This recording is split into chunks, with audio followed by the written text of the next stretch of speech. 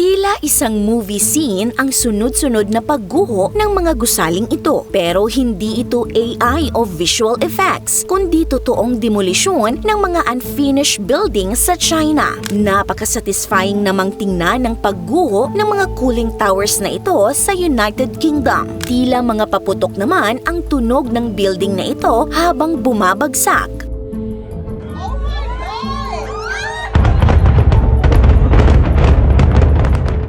May building demolition, mayroon ding road demolition na ginagamitan ng iba't ibang makina gaya ng multiple hammer at hammer excavator na kayang bumutas ng mga simentadong kalsada.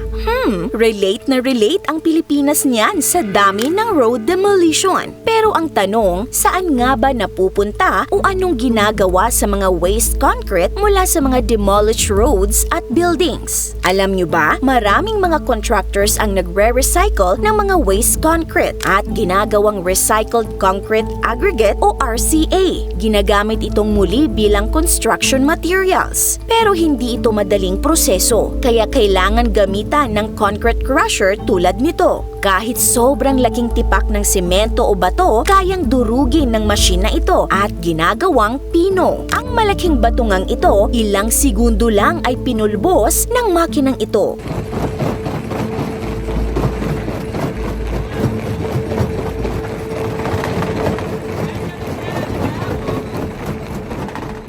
Alam nyo ba na sunod sa tubig, ang simento o konkreto ang pangalawa sa pinakaginagamit na material sa buong mundo? Halos lahat ng nakikita nyo mula sa mga bahay, tulay, kalsada hanggang sa mga gusali ay gawa rito. Pero dahil sa bilis ng modernisasyon, kasalukuyan nating kinakaharap ang sand crisis o shortage ng buhangin na ginagamit sa konstruksyon. Dahil dito, na-develop ang proseso ng concrete recycling o ang paggawa ng recycled concrete aggregate na nagsisilbing alternatibo at tagapagligtas ng ating kalikasan. Pero ano nga ba ang concrete recycling at paano ito nakagagawa ng RCA? Sa aspetong teknikal, ang concrete recycling ay ang proseso kung saan ang mga luma at gamit na semento ay nire-recycle para magamit bilang aggregate. Ang RCA o recycled concrete aggregate naman ay mostly gawa talaga sa mga dinurog na semento. Pero madalas, nahahaluan din ito ng ibang construction waste gaya ng mga durog na bricks at maliliit na debris mula sa mga ginibang gusali. Ang konsepto ng concrete recycling ay bahagi ng mas malawak na sustainable construction philosophy na naglalayong bawasan ang paglikha ng basura at isulong ang recycling para mapigilan ang anumang masamang epekto sa kalikasan sa mahabang panahon. Kumpara kasi sa tradisyonal na semento, mas kaunting enerhiya ang kailangan sa paggawa nito dahil hindi na kailangang mag-quarry o magmina, kaya direktang napoprotektahan ang ating mga bundok at likas na yaman mula sa pagkasira. Kung titingnan naman ang paraan ng paggawa nito, hindi lang ito simpleng pagpukpok at pagdurog ng mga konkreto. Gumagamit ang mga contractors ng iba't ibang uri ng concrete crusher, gaya ng jaw crushers para sa malalaking tipak at impact crushers naman para makuha ang saktong liit at pino ng semento. Bago pa man ilagay sa crusher, gumagamit na sila ng magnet para matanggal ang mga nakalawit na bakal upang hindi masira ang crusher. At pagkatapos madurog ang semento, idinadaan ulit ito sa industrial magnet para salain ang mga natitira pang kabilya. Sinasala rin nila ang mga dumi gaya ng kahoy at plastic para masiguradong malinis ang makukuhang aggregate.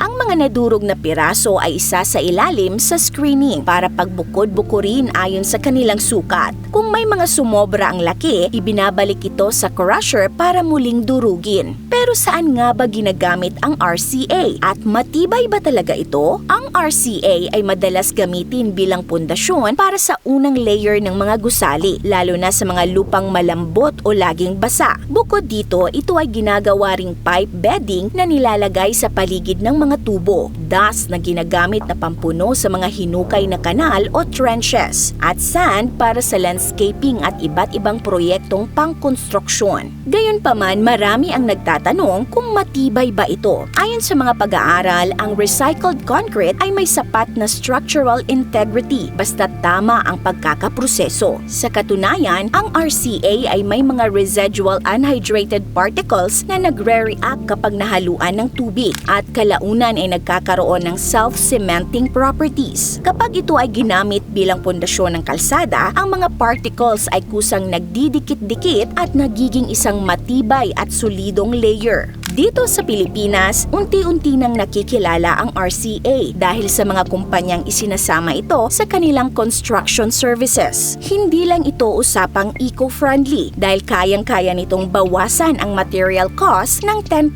hanggang 15% o higit pa, lalo na kung on-site gagawin ang pag-recycle at hindi na kailangang i-transport ang mga materyales. At dahil sa napatunayang katibayan at tipid nito, aktibong isinusulong na rin ng mga government engineers at local green building councils ang paggamit ng RCA para sa long-term sustainability. Bagaman hindi pa ito kasing popular sa ating bansa kumpara sa ibang bansa, ito ay malaking bagay para sa ating mga local contractors, lalo na sa mga lugar kung saan mahirap at mahal ang pag-transport ng mga materyales. Sa kabila ng pagiging bagong konsepto, nananatiling game changer ang concrete recycling sa industriya. At baka ito na rin ang sagot para mabawasan ang mga magic sa budget ng mga construction projects. Mas okay nang i-recycle ang konkreto kaysa naman ang budget ang nire-recycle sa bulsa ng iba, di ba? Ikaw ka-awesome, sa tingin mo ba mas makakatipid at maiiwasan ang korupsyon kung recycled concrete ang gagamitin? This is Ate O from our Republic. Hanggang sa muli and stay awesome!